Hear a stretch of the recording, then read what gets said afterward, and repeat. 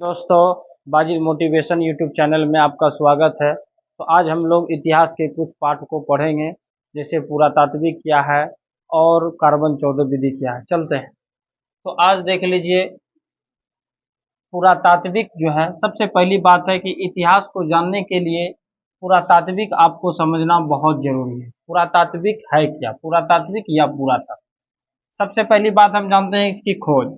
इसकी खोज जो है 1861 ईस्वी में किया गया था। कहने का मतलब क्या है कि पुरातात्विक की खोज कितना ईस्वी में किया गया था? 1861 ईस्वी में। भारतीय पुरातात्विक का पिता अलेक्जेंडर कनिंघम को ही माना जाता है। कहने का मकसद क्या है कि 1861 ईस्वी में भारतीय पुरातात्विक का खोज हुआ और भारतीय पुरातत्व का जो पिता है वो है अलेक्जेंडर कनिंघम। पुरातात्विक या पुरातत्व यह है क्या? यह एक प्रकार का विज्ञान है। कहने का मतलब क्या है? यह एक प्रकार का साइंस। जो भूमि का मतलब क्या होता है? जमीन। गर्भ में छुपी हुई मतलब उसके गर्भ मतलब पेट में छुपी हुई सामग्री का मतलब होता है समान अतीत लोगों के भौतिक जीवन के बारे में ज्ञान प्राप्त करना ही पुरातात्विक कहलाता है। कहने का मतलब क्या है? जैसे हो गया सिक्का, अभिलेख, खंडहर, स्मारक, ये सब पुरातात्विक के प्रमुख स्रोत है। पुरातात्विक को इतिहास की सबसे महत्वपूर्ण कसौटी माना जाता है। कहने का मतलब है इतिहास को परखने के लिए, इतिहास को समझने के लिए जो है पुरातात्विक का होना जरूरी है। अब आपको ऐसे समझिए, एक एग्जांपल लीजिए। हड़प्पा सभ्यता को आप जानते ही होंगे। हड़प्पा सभ्यता को सिंधु घाटी सभ्यता के नाम से जाना जाता है। हड़प्पा सभ्यता जमीन के अंदर में धंसा हुआ था। उसका उत्खनन किया, उसका खोज किया, तो किनके माध्यम से? पुरातात्विक के ही माध्यम से पूरा हड़प्पा सभ्यता का पता चला।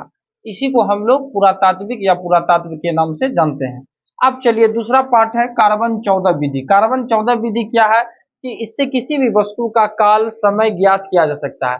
कार्बन 14 विधि जो है तिथि निर्धारण करने का एक वैज्ञानिक तरीका है। ये साइंटिफिक तरीका है। क्या करने का? तिथि का मतलब होता है समय। समय को निर्धारित करने का या निर्धारण करने का यह क्या है? वैज्ञानिक तरीका है। अब देखिए, कार्बन 14 विधि की जो खोज है वो बीएफ लिबी। कहने का मतलब है यह एक रसायन शास्त्री थे जिनका नाम है बीएफ लिबी। 1946 ईस्वी में कार्बन 14 विधि की खोज किया गया था और यह अमेरिका के महान केमिस्ट्री मैन। कहने का मतलब क्या है? यह अमेरिका के महान रसायन शास्त्री थे। अब इनके अकॉर्डिंग टू चलना है, इनके अनुसार चलना है। यह बता रहा है कि किसी भी जीवित वस्तु में जो है, कहने का मतलब है किसी भी जीवित प्राणी में C12 मतलब C को हम कार्बन से निरूपित कर सकते हैं।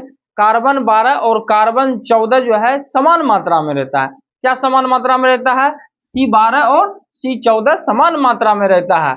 लेकिन जब प्राणी का विनाश हो जाता है, समाप्त हो जाता है, मृत्यु हो जाता है, तो कार्बन 12 जो है स्थिर हो जाता है मतलब रुक जाता है और कार्बन 14 क्षय होने लगता है मतलब चलने लगता है।